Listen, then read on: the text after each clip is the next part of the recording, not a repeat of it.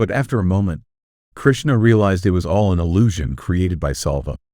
His father was not really in the Salpa, and the messenger who came from Dvarka vanished as well. Krishna knew he had to act quickly.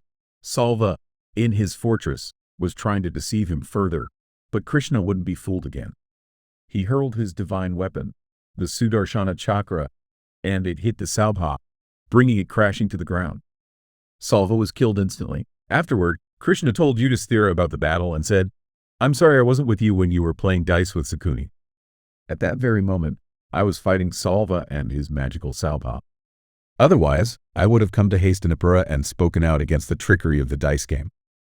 Wine, women, hunting, and gambling are the worst vices in this world. If I had been there, I would have stopped you from playing that disastrous game."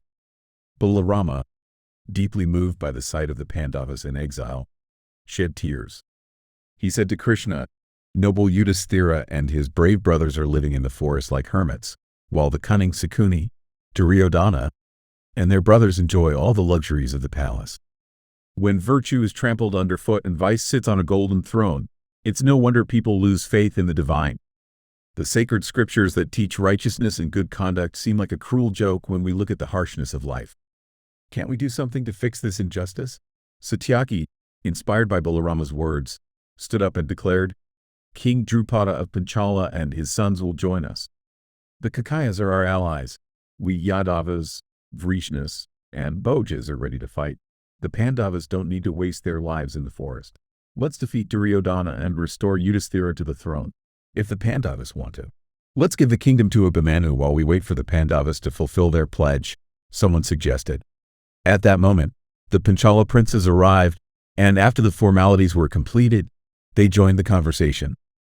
Drishtadyumna confidently declared, "I will kill Drona. My brother Sikandi will defeat Bhishma. Bhima will destroy all the sons of Dhritarashtra, and Arjuna will slay Karna." Sri Krishna, who had been silently observing Yudhisthira, finally spoke, "Satyaki, my brother, you're making plans before the time is right. Dharmaputra, Yudhisthira, doesn't want to break his vow, and his brothers respect his wishes. Bravery is good, but it's pointless if Yudhisthira sticks to his path of righteousness.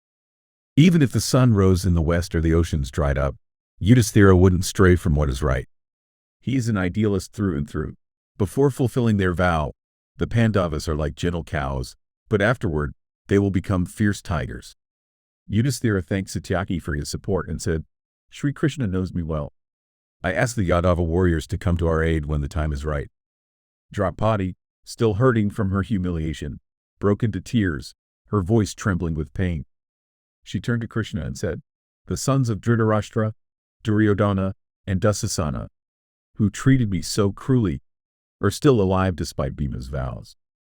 Neither Yudhisthira's righteousness nor Arjuna's powerful Gandhava could save me. When I prayed to you in desperation, you helped me, and I escaped. But I still can't understand how the great Pandavas, who achieved so much during the Rajasuya, could remain silent after such a terrible insult. Have their strength and courage been lost in this forest? Krishna, you are like a brother to me. Please, speak." Moved by her words, Krishna solemnly vowed, "Sister, hear me. The fate of the sons of Dhritarashtra is already decided.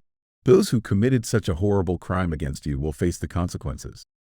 Even if the heavens collapse, they cannot escape what is coming to them." Krishna, determined and unwavering, declared, "Even if the 7 oceans dry up and the mighty Himalayas crumble to dust, I will make sure the Pandavas regain their kingdom and rise to even greater glory. The Kauravas will face the consequences of their actions." After saying this, Krishna gently wiped away Draupadi's tears with his shimmering silk garment, and she felt a deep, almost magical sense of comfort.